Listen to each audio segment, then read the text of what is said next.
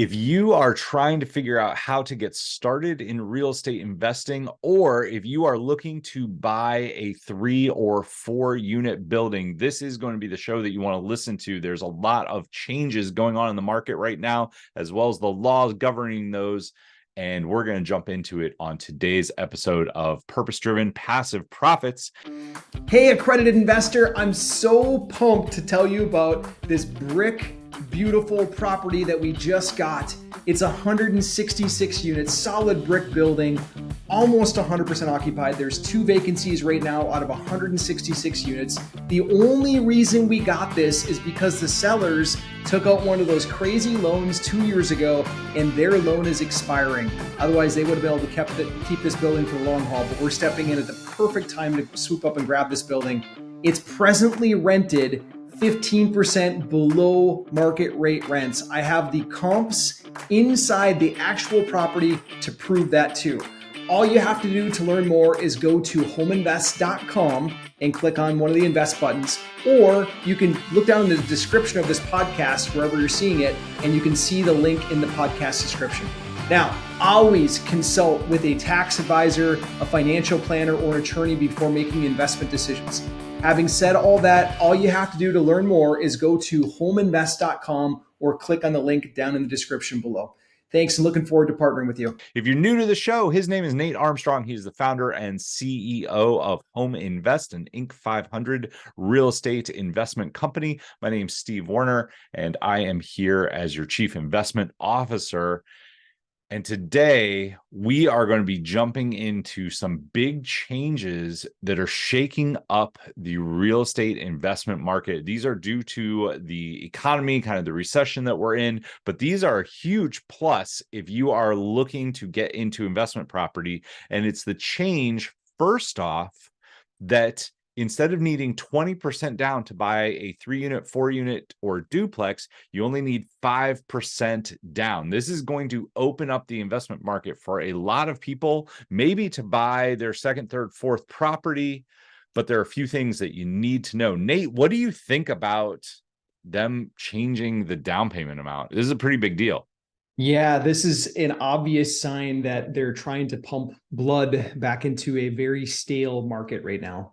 So whenever the government gets involved to start manipulating things, we all know the last mass scale time that the government got involved was to put a Band-Aid on foreclosures during COVID. So anytime that you know that the government's stepping up and trying to push things and influence things, it's because there's some kind of problem that they're trying to overcome. So let's see where this goes. Yeah, I mean, it's so interesting to me. Like, we're going to control inflation by raising interest rates, but then we still want you to buy stuff, so we're going to change the down payment amount. I mean, I think it's awesome. If I would have known, if this would have been around in 2002, 2003 when I got started, I wonder if I would have bought more properties. It's super interesting to me. There are a couple things that I feel like people need to watch out for, though, because I do think some people are going to try to sell at inflated amounts. And they're going to say, well, you don't need cash flow right now. When rates come down, you can refinance, you'll get better cash flow. What do you think the minimum cash flow per unit should be for people looking at like duplexes, triplexes, and 4 units? Well, just kind of the rule of thumb, this is the general one if we had to put a blanket on all properties, because there's a very big difference between an A neighborhood and a C neighborhood. But as a blanket rule, Steve, I'm going to default to yours. You talk about this all the time. $400 minimum net cash flow per unit. If I'm not making $400, I'm going to walk away from it. Yeah, I would say $400 per unit per month. And that's like, I feel like I know people that like they get excited about a property and they're looking at something and they like try to bend all of the numbers. You need to take a reasonable amount of rent. So you can use the Zestimate or you can use Rent-A-Meter, but figure out what the average rent is per square foot, not per duplex, not per 2-bedroom, but per square foot, and use that in your figuring. That's the first rule of thumb. And the second one is don't try to say like, oh, I'm gonna drop the rent to get in somebody fast, or I'm gonna raise the rent to make sure I get the best one. Just go with the average rent. The other thing that I think worries me right now is we're going to see some people, I think, put units that need a lot of repair up. As a general rule of thumb, if you're buying something that needs repair, you're not going to be able to rent it out for a couple months. You're going to have to count on that. The other thing is you need a good way to figure out repair costs. Nate, when you got started, how did you figure out repair costs? Well, so this is something that you're going to want to pay attention to. Okay. This is something that I've had the blessing now of learning for 20 years. But when I first started out, it was kind of like the trial and error game. I played the trial and error game and I got out there and I got experience. So, but if it's okay, Steve, I'd rather teach the real method that we've paid hundreds of thousands of dollars in renovation costs ourselves, millions at this point. Plus, we've hired some really smart people to come in and help us inside the business. Is it cool if we teach the good way? Yeah, I think that's probably a really good idea. Okay, so our group, Steve, myself, and our other folks in our group, we've literally done hundreds and hundreds of renovations. It's probably cresting 1,000 at this point. I've lost count. But what we did is we put all of them onto a spreadsheet and we crunched the numbers. We figured out what is our average cost per square foot of doing certain types of renovations. Now, not all renovations are created equal. There's definitely a difference between a carpet and paint kind of renovation versus a let's gut the kitchen, let's gut the bathrooms, let's do all this stuff. Those renovations are very different. But if I put them into 3 categories, a light renovation, a medium renovation, and a high renovation or a heavy renovation, if I just segregate them into the 3 categories, in the Midwest right now, we're able to achieve a pretty uniform pricing on a price per square foot model. So let's just take the easy one. Let's take the light renovation. You walk in and you recognize that the place just needs carpet and paint, or maybe it's hardwood floor sanding and paint, just flooring and paint. That can be done for $10 per square foot on our properties. So pretty simple math. If you got a 20 or 2,000 square foot property and you multiply it by 10, you got $20,000. So just ask yourself the question, do you think you could paint a place that's 2,000 square feet and put in new flooring for 20,000 bucks? Now, I know that might depend on the flooring type. If you're not talking about Italian marble here, we're talking about rental grade, durable quality stuff, but easily that can be done for $20,000, a light renovation. A medium, should we go into the medium? Yeah, let's go through all 3 of them. Okay, so this is something, if you really absorb this, it's going to help you a ton when you're estimating your renovations.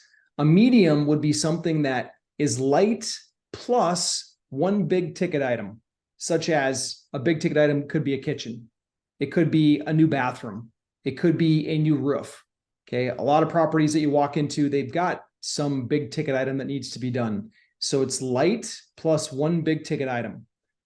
Medium renovations, we typically can get done for $20 per square foot. So if we use that same exact property we talked about, that's 2,000 square feet, we take 2,000 times the 20 bucks per square foot, and we figured out that we'd have a $40,000 renovation budget.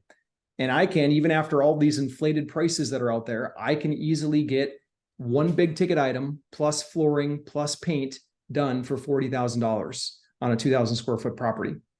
And then you got the third category, which is high. A high would be walking in and recognizing that there's 2 big ticket items plus the flooring plus the painting. And when you've got 2 big ticket items, we can generally do that in the high category at $30 per square foot. So if you take that same example, that 2,000 square foot house, and you multiply it by 30, you'd figure out that you've got a $60,000 renovation budget. I can usually get 2 big ticket items, a kitchen, a bathroom, maybe a roof, 2 big ticket items plus the flooring plus the painting. Now, there is a 4th category, and Steve, this is one that you nor I can really just ballpark as a blanket statement like this on a recording. That is when there is something that's really bad in the property, like severe mold damage or foundation problems, structural problems, asbestos, things like that, that we can't quite see. You can't just put a blanket number around it. For those, you're going to need to bring in a couple of contractors, a couple of good licensed contractors, and let them put their eyes on it. Get an actual bid from them. That's the best way to estimate those bigger problem properties. I mean, my thoughts on that, you honestly should stay away from. There are plenty of properties out there that need a light or medium rehab. You don't want to go past that, especially for your first couple properties. Your first couple properties, just get into them, get them cash flowing well, get some equity building. Like that's the goal. Not to get into a big renovation project, because chances are it's going to go longer than you think.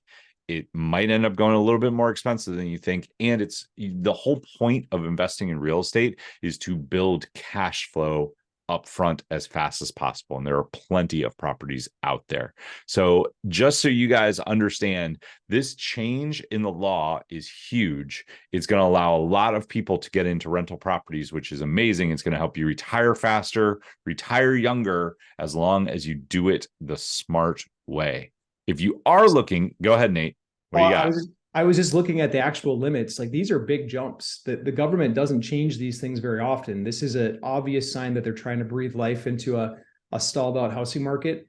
For 4-unit buildings now for 2024, they're going to let the high cost area 4-unit buildings have loan amounts up to $2.2 million. $2.2 million. It was like 1.5 before this. For 3-unit buildings, 1.7. For 2 units, 1.4 million, and for single family houses, $1.1 million. That is a massive, massive jump.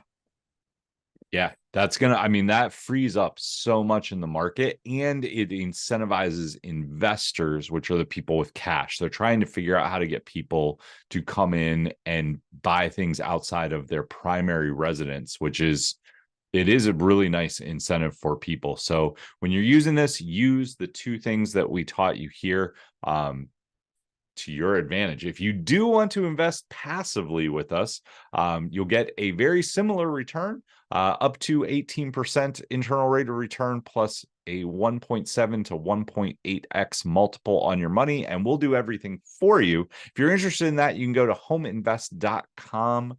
That will give you all the information on our current deals, as well as allowing you to book a call with myself or Sue, our head advisor. Till next time, you want to invest in a way that makes you a good steward. Go out there and start looking at properties, because you now have access to them a whole lot cheaper than you used to, at least when it comes to the down payment. And we'll see you here on Purpose Driven Passive Profits.